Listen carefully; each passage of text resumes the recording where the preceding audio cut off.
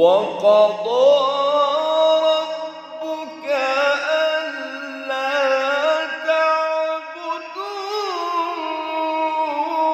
تعبدوا إلا إياه وبالوالدين إحسانا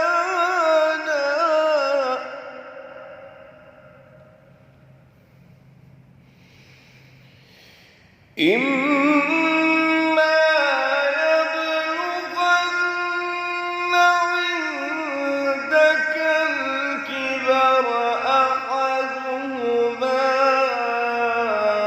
أو كلاهما فلا تقل لهما أف